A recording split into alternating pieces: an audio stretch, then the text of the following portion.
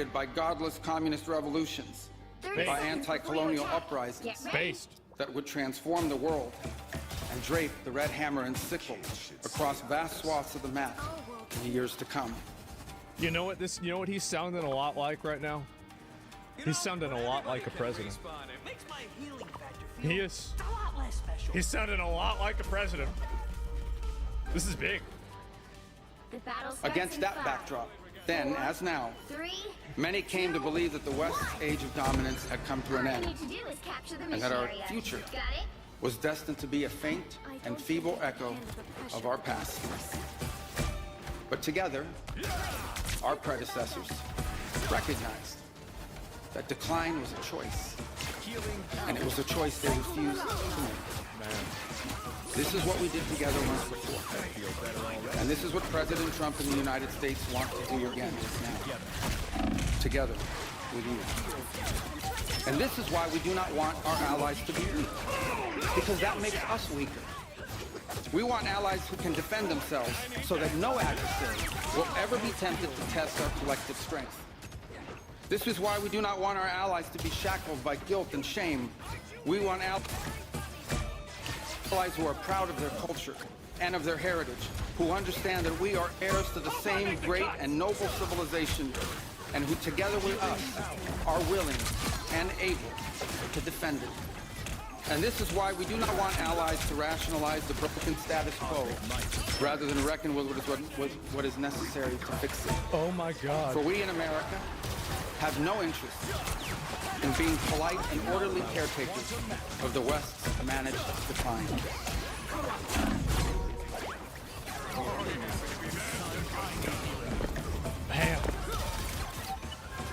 Man, bro, like, I'm the power level of this? Yes, bro, like, look at this. Can you comment on the power level of his tie? Something doesn't feel right here.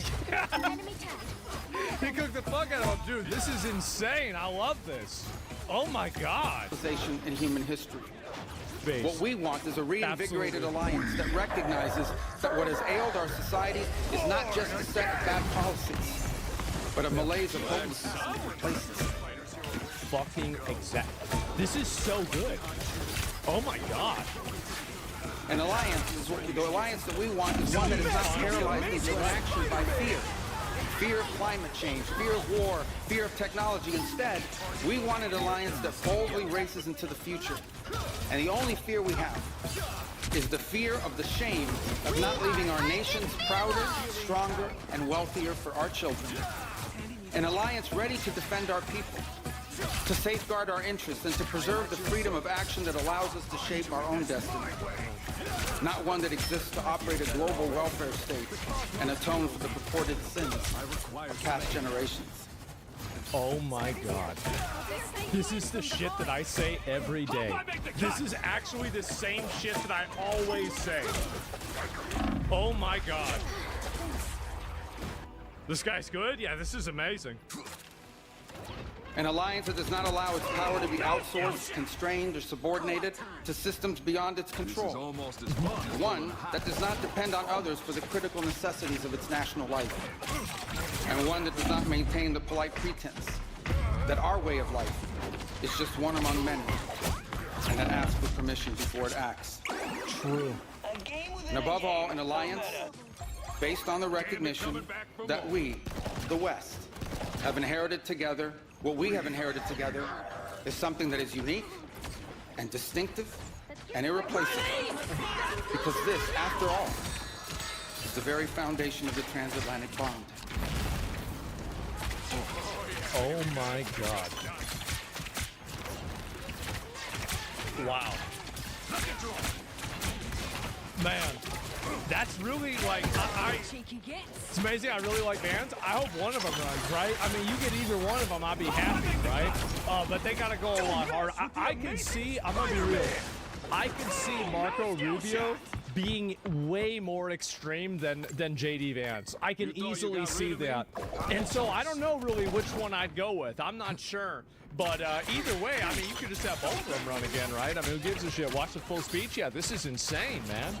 And wow. And everyone in the room platform, you missed the end. Well, I don't know if that's it or not. The Vance versus Rubio race begins. Honestly, I think that really probably will run together or something like that. I'd be kind of surprised if they ran against each other. And I also got to say that it's really good that I think that Trump gives these guys so many opportunities to build themselves up. I think that's really great because obviously it's like right now, I think the Republican Conservative Party has a huge problem with having all of all of the energy is totally concerted around, it's totally centered around Donald Trump. Everything is around and, in dealing with Donald Trump. And you need to, eventually he's going to retire, right? Eventually he's going to die. And so what happens after that? Well, you've got to have the new guys that come in and they carry it forward. So that's the really good thing, I think, that, he gives J.D. Vance and Marco Rubio. They can just go on, they just talk about whatever the fuck they want, right? That's it. And so, yeah. And Young Bucks, yeah, you got to have that, right? I mean, you need to. And Trump's chief of staff, Rubio, yeah, 5 terms, baby? You think it's going to be 5 terms, is that it? Let me see if I can find it. So then, bro, whenever I see right here, him saying that same shit, I don't think they watch me or something like that. I find that to be very unlikely. But man, the 2% thing, the fucking managed decline, everything else, this is really, I'm feeling good about this, man. I'm feeling really good about this.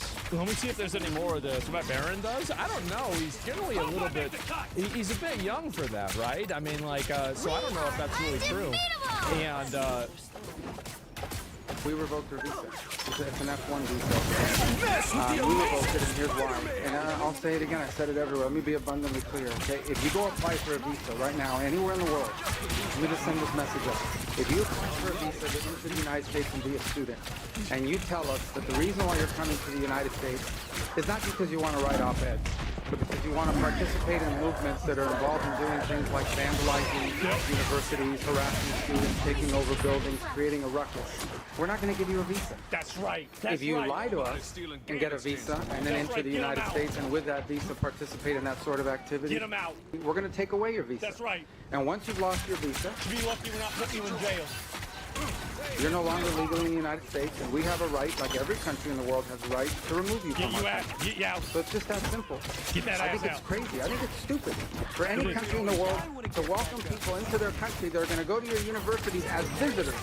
They're visitors. And say, I'm going to your university to start a riot. I'm going to your universities to take over a library and harass people. I don't care what movement you're involved in. Why would any country in the world allow people to come and disrupt?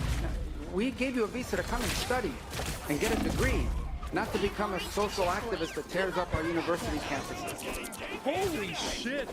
Vance and Rubio for well, okay, so we're gonna have Trump run for 4 more years, right? It's a 3rd term, eventually 4th term Trump. And then you have maybe Marco Rubio and then J.D. Vance, or J.D. Vance and Marco Rubio. Man. Can you imagine that? And if we've given you a visa and then you decide to do that, you know what comes after that? Nick. We're going to take it away. I encourage every country to do that, by the way, because I think it's crazy to invite students into your country that are coming onto your campus and destabilizing you. We're just not going to have it. So we'll revoke your visa, and once your visa is revoked, you're illegally in the country and you have to leave. Every country in the world has a right to decide who comes in as a visitor and who doesn't. If you invite me into your home because you say, I want to come to your house for dinner, and I go to your house and I start putting mud on your couch and scraping your kitchen, I bet you you're going to kick me out. Exactly. But we're going to do the same thing if you come into the United States as a visitor. Turn it into a shithole, you're going back to the shithole you came from. And create a ruckus. That's right. We don't want it. We don't want it in our country. Go back and do it in your country. But you're not going to do it in our country. 100%, man. And all you illegal aliens, from their point of view, remember that? From a native's point of view? Yeah, but here's the thing, right? Is everybody says, oh, well, everybody, look at, well, you have to let everybody in. Look at the Native Americans. They let everybody in. Yeah, what happened to them? They're all dead. They're all dead. They're living on reservations. With the amazing the country got totally colonized. I mean, really, I don't want to end up like that. I mean, fuck, I think that's the best example to say, ah, yeah, look at this. I don't want that to be me. Like, holy shit. You could do that with Ilhan Omar. They need to, if they run, just deport her. Do whatever you need to do. Oh, well, you can't do that. Do it anyway. Just do it anyway. Yeah. Oh, he even tweeted it out himself. We increasingly outsourced our sovereignty to international institutions while many nations invested in massive... We increasingly outsourced our sovereignty to international institutions while many nations invested in massive welfare states at the cost of maintaining the ability to defend themselves. This, even as other countries have invested in the most rapid military buildup in all of human history and have not hesitated to use hard power to pursue their own interests. To appease a climate cult, we have imposed energy policies on ourselves that are impoverishing our people, even as our competitors exploit oil and coal and natural gas and anything else. Not just the power. Just say China. Just say China. But to use leverage against our own. And in a pursuit of a world without borders, we opened our doors to an unprecedented wave of mass migration that threatens the cohesion of our societies.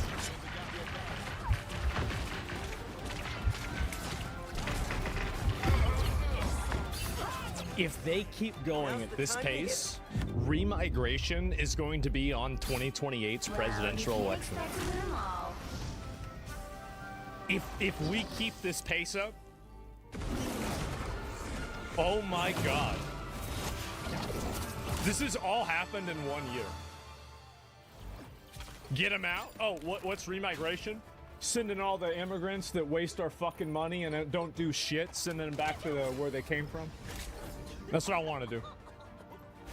It's not enough to me to cut the benefits. Gotta send them back. The continuity of our culture Yep. and the Rid 'em. future. You'll need Of a our people. top-notch team to win this one. We made these mistakes together. And now, together, we owe it to our people to face those facts and to move forward, to rebuild. I will bring peace to this universe. Under President no Trump, matter the cost. the United States of America will once again take on the task of renewal and restoration, driven by a vision. You really got to admit, like, honestly, and this is one of the things that a lot of people don't really put enough respect on, is like Marco Rubio is in there fucking pitching for Trump every fucking speech. Like, he is always on message, you know, glazing the president. He's got the respect where it needs to be. Absolutely. Loyal. Yes, loyalty, man. Like, that's what matters more than anything else. Loyalty above everything. Unless you're Pam Pop. Future as proud, as sovereign, and as vital as our civilization's past. Yeah. And while we are prepared, if necessary, to do this alone, it is our preference, and it is our hope when our enemies attack. to do this together with you, Starts in 5, our friends here in Europe. 3, For the United States 1. and Europe, All you need to do we is belong capture the together. mission area. Got it? America was founded 250 years ago, but the roots began here on this continent long before. The men who settled and built the nation of my birth arrived on our shores carrying the memories and the traditions and the Christian faith of their ancestors as a sacred inheritance, an unbreakable link between the old world and the new. We are part of one civilization, Western civilization. We are bound to one another by the deepest bonds that nations could share, forged by centuries of shared history, Christian faith, culture, heritage, language, ancestry. This is nutty. I know. Our forefathers made together for the common civilization to which we have fallen heir. And so Who wrote this the is speech why cooked? Yeah. we Americans may sometimes come off as a little direct and urgent in our counsel. This is why President Trump demands seriousness and reciprocity from our friends here in Europe. The reason why, my friends, is because we care deeply. We care deeply about your future and ours. And if at times we disagree, our disagreements come from our profound sense of concern about a Europe with which we are connected.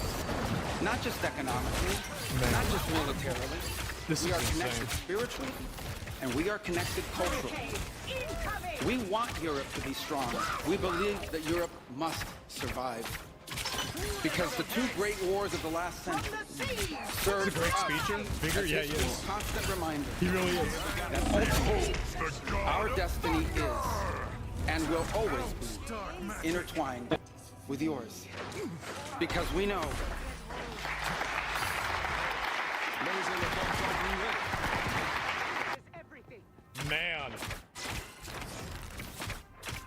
Man. Bro, like they're clapping before he's even done. Oh my god. Speed Shovel Max? Yes, exactly. national security, which this conference is largely about, is not merely a series of technical questions. How much we spend on defense or where, how we deploy it, these are important questions. They are. But they are not the fundamental one. Yes. The fundamental question we must answer at the outset is what exactly are we defending? Because armies do not fight for abstractions. True. Armies fight for a people. Armies fight for a nation. Armies fight for a way of life. And that is what we are defending. A great civilization that has every reason This is one of the big problems I think Europe is going to have pretty soon, especially if the Ukraine war continues or if there are any other issues, is that I think that you're going to have a really, really hard time motivating a bunch of young men to go out there and fight wars and die for a country that's being overrun by illegals that want to remove and change the country completely. Sound on the video, I think it should be fine. And so, yeah, this is generally what I think is happening overall. Being a space Marco? Yes, absolutely, man. 100%. And send the illegals to war? Well, I mean, I think they should probably do something. But people will not die for an economic zone. That's fundamentally what it is. People will die for a country, they'll die for an ideology, they'll die for a nation, they'll die for an identity, but they are not going to die for an economic area where, you know, they're basically getting replaced by foreigners and they can't complain about it or it's illegal. Die for a bunch of pedos in power? Yes, definitely. There's no magic soil. I mean, again, like, what is this here? That's not even what I was saying. You're still arguing something stupid. But anyway, people don't hear him. I know. Now they're being patriotic because they want you to die for Israel. Absolutely. 100%. No one wants to die for Israel's public image. Yeah, the entire speech is 15 minutes. Maybe I should just watch this. I'm ready. the fate of Europe will never be irrelevant to our honor. National security, which this conference is largely about, is not merely a series of technical questions. How much we spend on defense or where, how we deploy it, these are important questions. They are. But they are not the fundamental one. The fundamental question we must answer at the outset is what exactly are we defending? Because armies do not fight for abstractions. Yeah, this is, Armies so he fight started it out with this. Armies fight for a nation. Man. Armies fight for a way of life. And that is what we are defending. A great civilization that has every reason to be proud of its history, confident of its future, and aims to always be the master of its own economic and political destiny. It was here, in Europe, where the ideas that planted the seeds of liberty that changed the world were born. It was here in Europe, where the world, which gave the world the rule of law, the universities, and the scientific revolution. It was this continent that produced the genius of Mozart and Beethoven, of Dante and Shakespeare, of Michelangelo and Da Vinci, of the Beatles and the Rolling Stones. True. And this is the place where the vaulted ceilings of the Sistine Chapel and the towering spires of the great cathedral in Cologne, they testify not just to the greatness of our past or to a faith in God that inspired these marvels. They foreshadow the wonders that await us in our future. But only if we are unapologetic in our heritage and proud of this common inheritance can we together begin the work of envisioning and shaping our economic and our political future. Deindustrialization was not inevitable. It was a conscious policy choice, a decades-long economic undertaking that stripped our nations of their wealth, of their productive capacity, and of their independence. And the loss of our supply chain sovereignty was not a function of a prosperous and healthy system of global trade. It was foolish. It was a foolish but voluntary transformation of our economy that left us dependent on others for our needs and dangerously vulnerable to crisis. Mass migration is not, was not, isn't some fringe concern of little consequence. It was and continues to be a crisis which is transforming and destabilizing societies all across the West. Together, we can reindustrialize our economies and rebuild our capacity to defend our people. Get ready. But the work of this new alliance should not be focused just on military cooperation and reclaiming the industries of the past. Well, they have to be ideologically aligned, and Europe should be ideologically aligned with America. But the problem is that Europe is too focused on trying to protect criticism of migrant rape gangs than caring about freedom of speech or any sort of free discourse. That's the issue. 3, 2, That's the It should problem. also be focused on together advancing our mutual interests in new frontiers, unshackling our ingenuity, our creativity, and the dynamic spirit to build a new Western century. It's disgusting. It is. Commercial space travel and cutting-edge artificial intelligence, industrial automation and flex manufacturing, creating a Western supply chain for critical minerals not vulnerable to extortion from other powers, Like Russia. and a unified effort to compete for market share in the economies of the global South. Together, we can not only take back control of our own industries and supply chains, we can prosper in the areas that will define the 21st century. So didn't Germany get rid of all their nuclear power plants?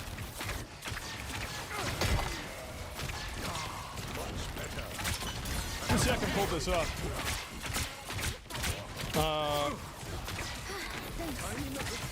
Where is it here if I can find it?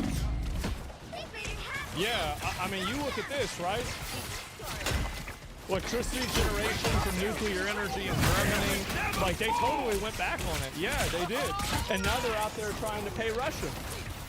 But we must also gain control of our national borders. Clean energy. Controlling who and how many people enter our countries, this is not an expression of xenophobia. Absolutely. It is not hate.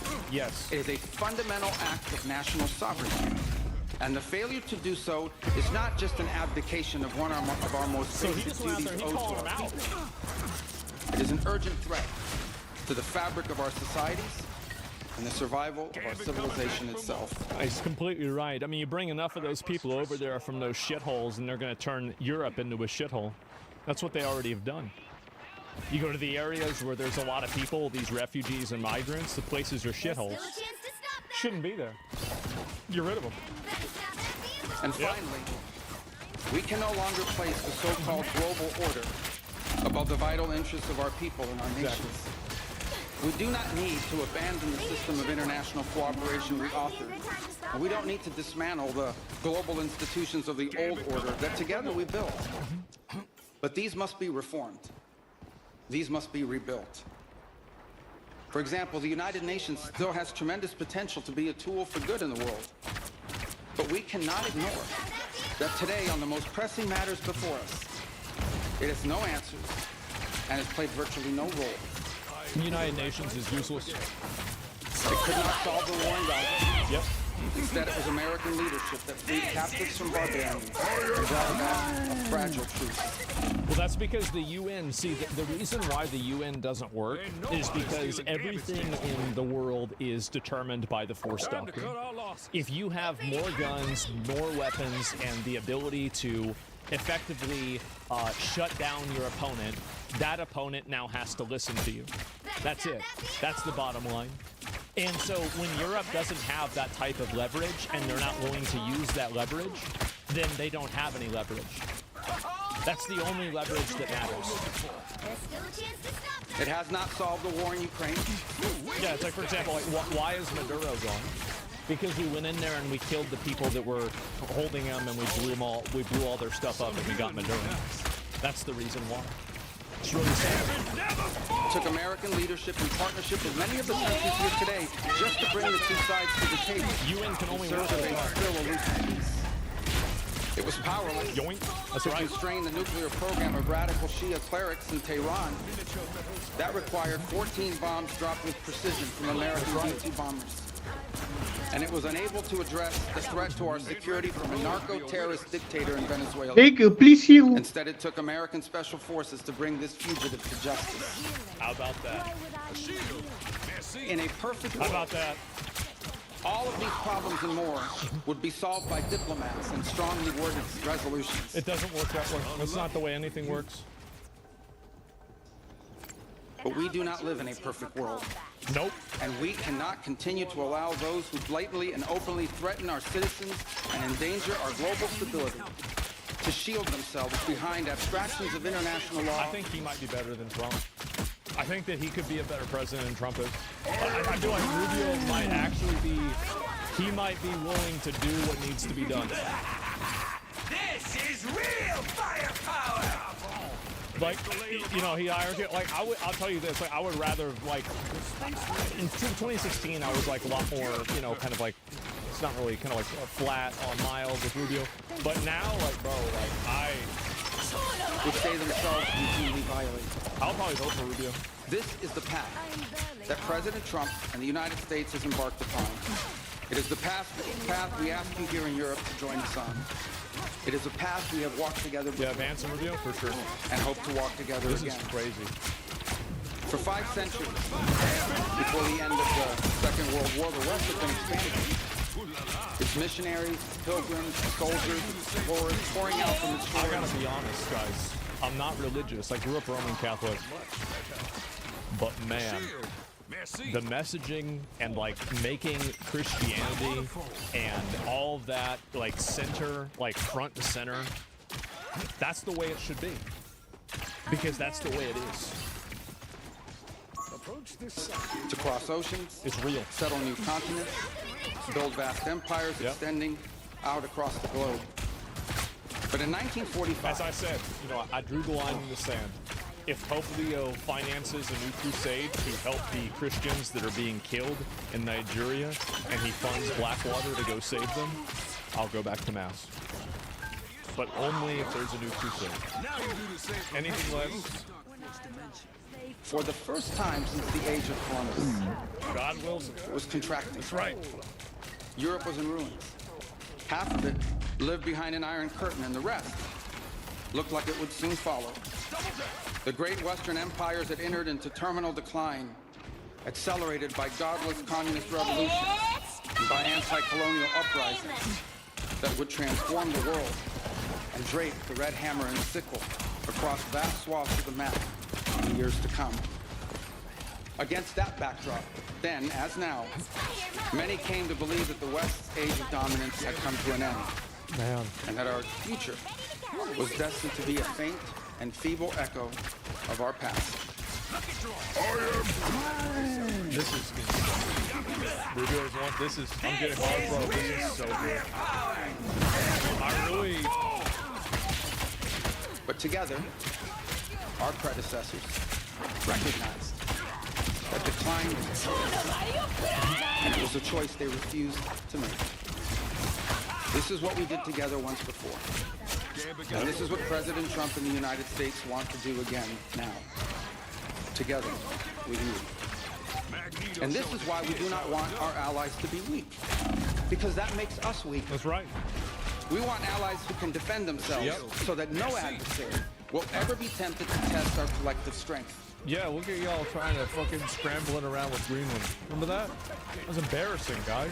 Like, you gotta get your shit together. This is why we do not want our allies to Yeah. be shackled by guilt and shame.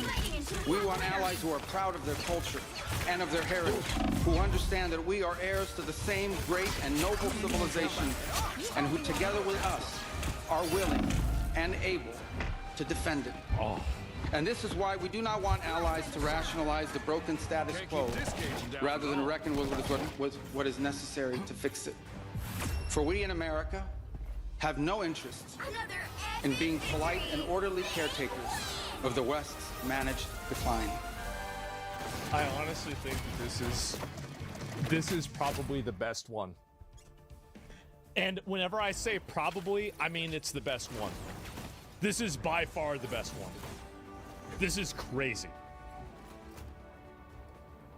We do not seek Wow. to separate, but to revitalize an old friendship and renew the greatest civilization in Mega human Marco? history. Yeah. What we want is a reinvigorated alliance that recognizes that what has ailed our societies is not just a set of bad policies, but a malaise of hopelessness and complacency. Jesus, man. It's so true, too. He's completely right. An alliance is the alliance that we want is one that is not paralyzed into inaction by fear. Fear of climate change, fear of war, fear of technology. Instead, we want an alliance that boldly... Look at, by the way, look at Europe and Germany nuclear power. How many power plants they have now that are nuclear power. And all of that, like them removing their, you know, like their nuclear power and everything. Like, obviously that contributes to them needing to pay Russia for power. Zero, yeah, France has some. It's pathetic. Don't forget the windmills. Well, that's why they have birds. Faces into the future. And the only fear we have is the fear of the shame of not leaving our nations prouder, stronger, and wealthier for our children. An alliance ready to defend our people, to safeguard our interests, and to preserve the freedom of action that allows us to shape our own destiny. Not one that exists to operate a global welfare state and atone. Exactly, bro. Like we're paying. Like every time you ever hear like Donald Trump cuts funding for like Al Qaeda sex transitions, and you're like, man, what the fuck were we doing over there? But you know what I mean? Like, really, what are we doing giving them a bunch of fucking money? The battle starts in 5. For the purported sins 3, of past generations. 2, 1. An alliance that does not allow its power to be outsourced, constrained, or subordinated to systems beyond its control. One that does not depend on others for the critical necessities of its national life. And one that does not maintain the polite pretense that our way of life is just one among many, and that asks for permission before it acts. That's right, you do whatever the fuck you want. And above all, an alliance based on the recognition that we, the West, have inherited together. What we have inherited together is something that is unique and distinctive and irreplaceable. Because this, after all, is the very foundation of the transatlantic bond. Jesus, man. I really like, this is amazing. I'm so happy. Somebody says, are you talking about getting our Social Security? No. The idea is that we don't give any money to Somalia so we can keep funding Social Security. That's the idea. Like, we stop funding, you know, like third world shitholes. Like, you know, there's some, you know, fucking PvP server country in Africa we're sending money to. Cut it off. This is real firepower! That's the idea. Together in this way, we will not just help recover a sane foreign policy. It will restore to us a clear sense of ourselves. It will restore a place in the world. And in so doing, it will rebuke and deter the forces of civilizational erasure that today menace both America and the world alike. So in a time of headlines, heralding the end of the transatlantic era, I'm loving let this. it be known and I clear am. to all that this is neither our goal nor our wish. Because for us Americans, our home may be in the Western Hemisphere, but we will always be a child of Europe. True.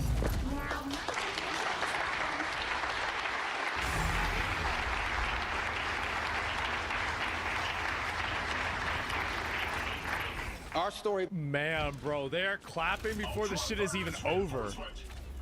Oh my god. This is, I really hope, honestly, I hope that this is where things are going. It is. Standing ovation, by the way. Oh no, we're gonna see that. began with an Italian explorer. Wait, what? Who's it? Our story began with an Italian explorer. That's right. That's why it's Columbus Day. Indigenous Peoples Day. Do it on another day. It's Columbus Day. Christopher Columbus. Whose adventure into the great unknown to discover a new world brought Christianity to the Americas. That's right. Became the legend that defined the imagination of our pioneer nation. Absolutely. Our first colonies were built by English settlers, to whom we owe not just the language we speak, but the whole of our political and This legal house Columbus, goddamn hero. Right. Frontiers were shaped by Scots-Irish, that proud, hardy clan from the hills of Ulster. They gave us Davy Crockett, Mark Twain, and Teddy Roosevelt, and Neil Armstrong. Our great Midwestern heartland was built by German farmers and craftsmen who transformed about some great Germans. empty plants into a global agricultural powerhouse. And by the way, dramatically upgraded the quality of American beers. Absolutely. Fucking true. Yeah, and I understand is the West has to help Africa. I mean, I don't think we should help them at all, bro. Like, you just get in there, get the stuff, and get out. Like, that's the way it is. That's the way it is. And if you don't do it, China gonna do it. Like, that's how it is. It's not like nobody's gonna do it if you don't do it. It just means that they're gonna do it if you don't do it. You just get their shit and go. Our expansion into the interior followed the footsteps of French fur traders and explorers whose names, by the way, still adorn the street signs and town names all across the Mississippi Valley. Our horses, our ranches, our rodeos, the entire romance of the cowboy archetype that became synonymous in the American West. These were born in Spain. Yeah. And our largest and most Motherfucking conquistadors. Absolutely. And if you go back, you gotta understand that some of these conquistadors, you think about how much of an asshole you have to be for your city and your country to say, listen, we're gonna give you the equivalent of billions of dollars to sail to the other side of the fucking world. And you're gonna go there, and you're gonna cause whatever trouble you need over there, and that's it. And you think about it, they're still there, exactly. And then they get there, bro. They burn the ships. They take over entire fucking civilizations with like 50 guys, like 100 guys. These guys were legends, like Hernan Cortez, Pizarro. Holy fuck. Like, you could say, yeah, they're evil, brutal people. Of course they were. You had to be. And they came out ahead. It was 500? Yeah, against 20,000. They were insane. iconic city was named New Amsterdam before it was named New York. That's true. And you know that in the year that my country was founded, Lorenzo and Catalina Giraldi lived in Casal Monferrato in the Kingdom of Piedmont, Sardinia. Oh.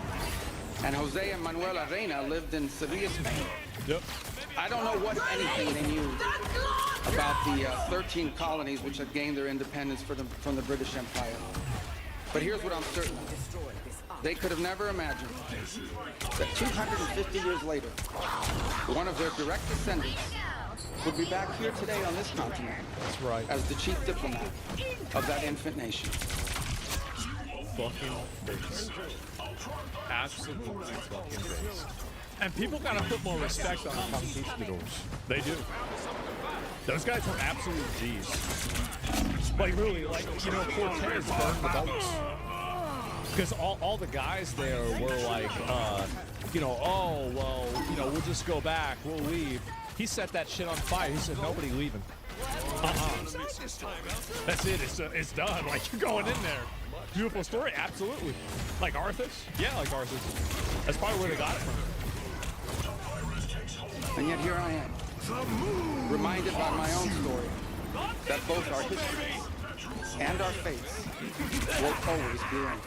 That's right. Together we rebuilt the shattered continent in the wake of 2 devastating world wars. When we found ourselves divided once again by the Iron Curtain, the Free West linked arms with the courageous dissidents struggling against tyranny in the East to defeat Soviet communism. We have fought against each other, then reconciled, then fought, then reconciled again. And we have bled and died side by side on battlefields, from Kepyong to Kandahar. And I'm here today to leave it clear that America is charting the path for a new century of prosperity. And that once again, we want to do it together with you, our cherished allies and our oldest friends.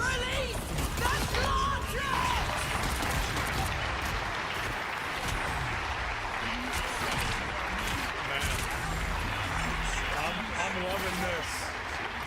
I'm gonna be honest. We want to loving do it this. together with you. With a Europe that is proud of its heritage and of its history. With a Europe that has the spirit of creation and liberty that sent ships out into uncharted seas and birthed our civilization. With a Europe that has the means to defend itself and the will to survive.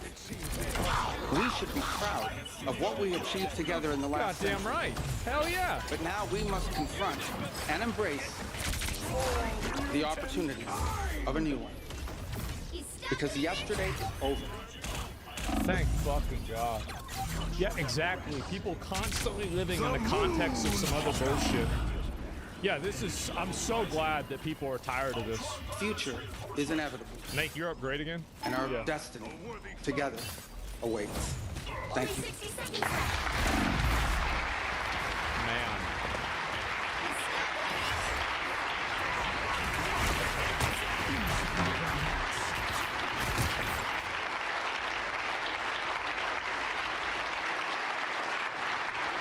Standing o-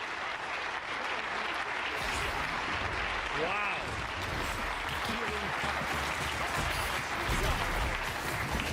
Oh my God. Holy shit. Holy shit, bro. Like, that was insane. Like, I honestly, like, yeah, you didn't even need water. Yeah, you're right.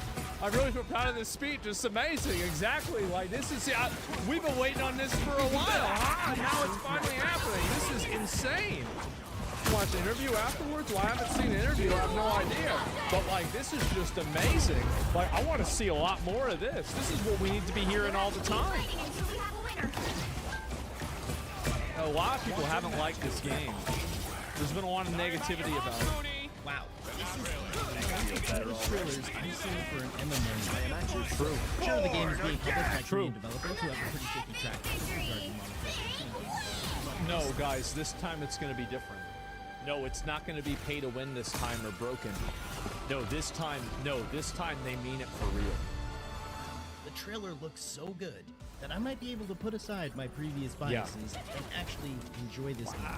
I mean, it can't be any worse than Lost Ark or BDO or Bless Online. No or way. Soul of Throne of Liberty, right?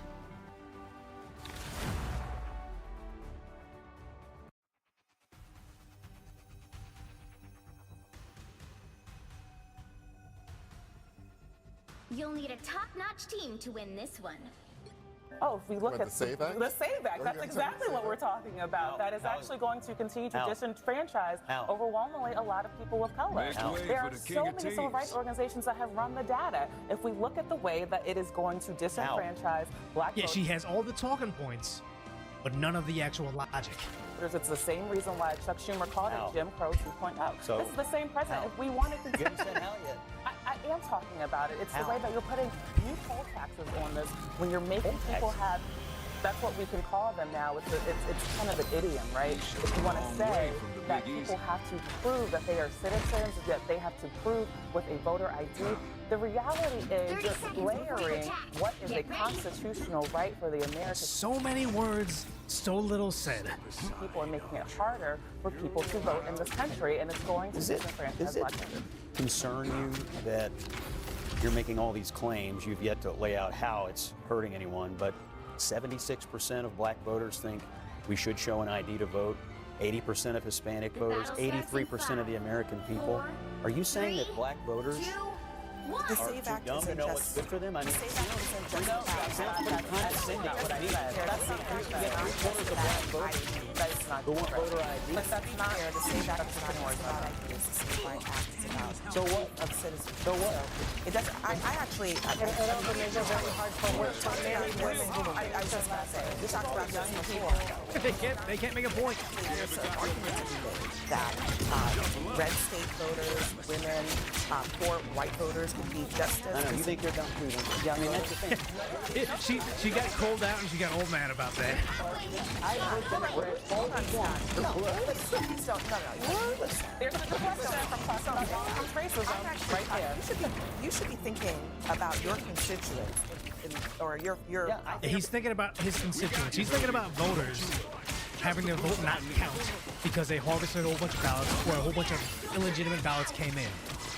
That's how you not disenfranchise voters, where you think my vote counts. Not why would I vote for this thing in California if they're going to harvest a whole bunch of ballots from an old people's home, offsetting me. That's how people get disenfranchised. That's how he's protecting his people, but you can't see beyond it what her handlers have been telling her. You're smart enough to figure out how to register to vote. Hold on. Most Americans don't have a passport. Many Americans don't have access to their birth certificate. Many women. Yeah, I am one of them. It took me a long time to get my documents in order so I can get myself a real ID so I can fly domestically and a passport so I can travel to other countries. I did that. It was very difficult. But the sad part is, I think it was Matt Walsh that made the point, if someone is so weak-guarded, why would you think that they're going to be able to vote even on their best interest if they can't even get some documents together? A majority of women who change their names for marriage. They keep on saying that that's not the case. It's a false narrative. If you have your maiden name, you can't vote. No, that's just something they made up. Additional proof that they've changed their names in order to register to vote. Democrats why don't you actually respond to the substance of what I'm saying, as opposed to making this about something that it's not. She's trying to talk over him before he can make his point. Just about married women, also about black voters, and rural people are too stupid to figure out how to register to vote. Yes, that's what she said.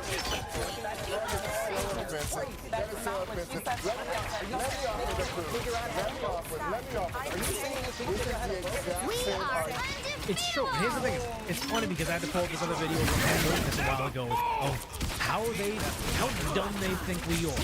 White liberals saying the reason that this is going to disenfranchise white voters, black voters, is because they can't get IDs. This is a very famous video clip. It shows how little they think of us. Voter ID laws? Yeah, they're usually pretty racist, and voter ID laws are racist. I think voter ID laws are a way to perpetuate racism. Oh. Because Because they're racist themselves. If they think they can't get IDs, it's because they think you're less than. For sure. Do you think it expresses the African American vote? Definitely. Oh, they all think they're less likely to have state IDs. Minority voters are less likely to have the kinds of IDs that have been described or required. People don't live in areas with easy access to DMVs or other things. I would love any time that he applies for a job to explain this. Explain this moment. How are we going to make you the face of our company? How are we going to have you interface with African Americans when this footage of you is floating around? Places where they can get identification. You can always get do it on the internet. That also would make it difficult for black people in particular. Yeah, you have to have access to the internet. You have to be able to pay an internet service provider. You have to have access to the internet. This is as bad as when Governor Kathy Hochul said, sometimes some black kids don't even know what the word computer is. He thinks he's being woke and he's saying the correct things. He does not realize what a bigot he just became. For certain fees. Do you think that's harder for black people to go online? Well, I feel like they don't have the knowledge of how it works. A lot of people have. They don't have the knowledge of how the internet works. To go online. Well, I feel like they don't have the knowledge of how it works. A lot of people have smartphones, but you might not have data. For most of the communities, they don't really know what is out there just because they're not aware or like they're not informed. I also think there's a repression of. Tell me that you don't interact with a lot of black people by not saying that outright, because the idea is they think that they're like this very Democrat leftist captured community. They always forget how religious the black community is, how conservative they are in many ways, how actually anti-LGBT a lot of their community is. Make way for the king of teams. But they think it's sad because they literally see them as a subservient Democrat class that they have to take care of, like the liberal white savior complex that they've been taught. Like black voting This is with almost as fun as pulling a how if you're a convicted felon, like you're not allowed to vote and everything. 30 seconds before you attack. Get ready. No! Oh, he said they can't vote because they're convicted of felons. No. I was only its host for a hot minute, too. Oh. Yet for that short time. How if you're a convicted felon, like you're not allowed to vote and everything, and when you look at swing states like Florida, that's a huge population of the like African American. 3, 2, 1. King of Tea. All you need to do is capture the mission area. Oh man, I know what it is. I live stream a lot. I talk sometimes as I'm going. I'm like, oh, I'm making a shit take right now. I'm making a bad point. I wish I didn't start this sentence. I know what that feels like, but I feel like she's saying this with conviction. Now I'm here in East Harlem to ask black people their thoughts on what you just heard. Do you have ID? You got ID on? Yes, I have state ID. You carry ID? You know anybody, any black people doesn't carry ID? Everyone that I know has ID. Why would they think we don't have ID? Yeah, why would they think we're subhuman? That's a lie.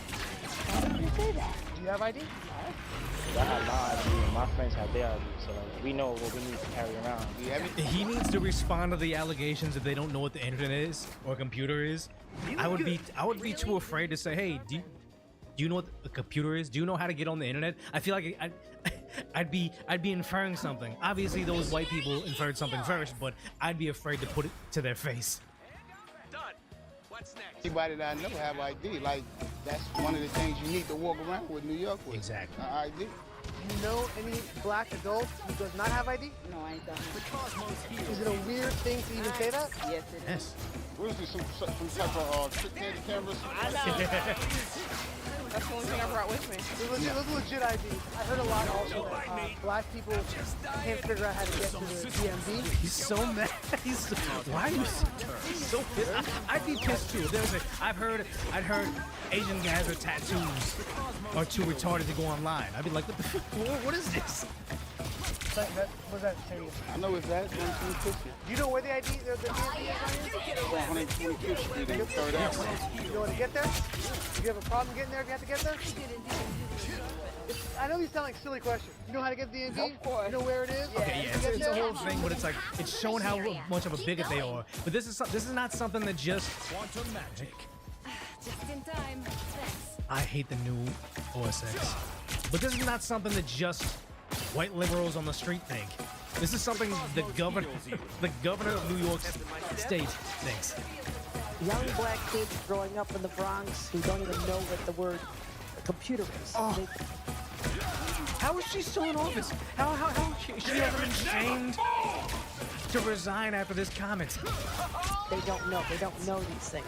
And I want the world to open up to all of them, because when you have their diverse voices. They're diverse voices. This is as bad as when Joe Biden say, unlike the black community, Latinos are as diverse as breakfast tacos, or whatever the fuck she said. They're such bigots, and they want you to think that they're like these social justice activists. Think of these solutions through technology, then you're really addressing society's broader challenges. Young black kids growing up in the Bronx who don't even know what the word computer is. So they think they're too young to know what a computer is. They can't get online, and asking for voter ID is racist. But here they are saying the SAVE Act, asking for voter ID, is going to take away the rights of 69 million women because they think that women are less than and they can't get the documents they need to vote. Require your passport or your birth certificate to match your current name in order to be able to vote. If y'all got married and changed your name, your birth certificate would. But here's the thing: is I know Democrat by default types that think they're going to lose their right to vote with the SAVE Act. They hear this stuff; it's a lie. They need to perpetuate it because the Democrats don't operate on rationale and getting people to vote their way. They operate on fear. They operate on telling you that good and pretty were just innocent people peacefully living their lives, and they took rounds of the face. They want you to think that because unless you're scared, they can't control you.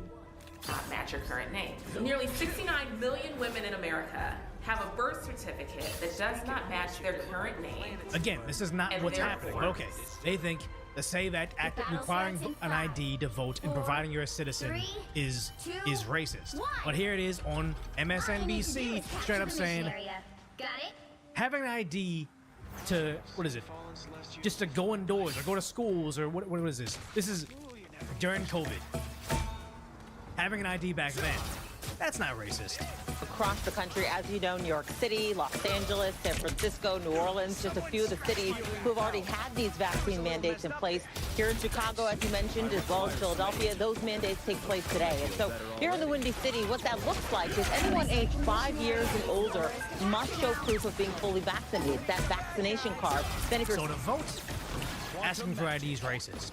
But to dine indoors, to go to the gym, to go to the movies, concerts, sports arenas, asking for an ID there, asking for an ID when you go to the doctors, asking for an ID when you go to get a beer, even to get a pack of cigarettes. That apparently is not racist. 16 years and older, you have to have a photo ID to accompany that vaccination card. The city here is saying, look, this is a way to try and decrease the spread of this virus. As we know, Omicron is just surging across the country. Again, Omicron was the mildest variant, and then also the vaccine didn't stop the spread. Lies on lies on lies. That's why they had to change MSNBC to MS Now, because they think, now we're not lying to you, but again, spoiler alert, they are. Here. We've been talking to business owners, restaurant owners who say they've got mixed feelings of this. Some are frustrated, worried about having to hire more staff to try and police this. And again, I remember going to a place in Santa Monica. It was a ramen shop, and it was during this time, and the guy there said, "Oh, I ordered my food." He's like, "Oh, I'm gonna need to see your vaccination card." And I just looked him in the eye. I was like, "No." And he's like, "Okay." Like they weren't gonna fight you and cause themselves issues to enforce Governor Newsom's draconian mandates. Like, no, nobody was enforcing that shit because they know it wasn't stopping anything. Others say, look, a year ago, we had zero business. Our doors were forced to close, so this is a way to try and stay open and keep everyone safe. Important to note here that the city of Chicago says they will be enforcing this. Anyone who's violating this mandate will be fined and even forced to close for a day. Exactly. They were going to shut you down. Oh, look at this. Look at this. This is something that we've been seeing. Stop, but new cases. California had a spike. Florida had a spike. New York City had a spike. Seemed like everything was bad, but it's like, were these mandates working? Were they not? Again, well, this is the same thing from before. But everybody, is it 71% of even Democrats, they are in favor of voter ID? The racial breakdown? Okay, what's the racial breakdown on this, right? Because I think a lot of people make the argument that people of color, non-white Americans, have a harder time procuring a photo ID to vote. But even here, take a look here. Favorite photo ID to vote. 85% of white people favor it. 82% of Latino. 76% of black Americans favor it. So the bottom line is this. Voter ID is not controversial in this country. A photo ID to... The thing that's interesting is this guy's very famous on the internet. Everybody loves his takes when he talks about how the Democrats are performing poorly in the polls. He's showing that, you know, this truly is an 80-20 topic, or 80-20, I forget how you say it, but it's 80% of the country wants this thing, and the Republicans can't pass the SAVE Act in favor of photo ID to vote. The Republicans are garbage. But people don't mind platforming this guy and saying he's doing a good job, even though he's on CNN or Rivals or on Truth. People would watch CNN if they were based, if they told us real things, if they weren't trying to lie to our faces. Just shows how far they've gone. 80-20 issue, thank you, that's it. Not controversial in this country. It is not controversial by party, and it is not controversial by race. You know what is controversial? When you have a panel of people trying to tell you that this is racist, ask for photo ID, then you have a panel of white people saying black people don't know what the internet is, and you have a politician saying black people don't know what the word computer is. That's controversial, not asking for an ID to vote like every single first world nation. The vast majority of Americans agree with Nicki Minaj that, in fact, you should have a photo ID to be able to vote. The racial breakdown? Yeah. Okay, what's the problem with that? But it's crazy how there are even some Republicans. Like, that's why I say I would find myself kind of more conservative than liberal or progressive right now. But the Republicans don't have my support top to bottom. This is a Republican saying voter ID is bad. Now that the Save America Act has passed the House, can we count on you to support it in the Senate? A Republican senator. I'm looking at it. The House made some significant changes for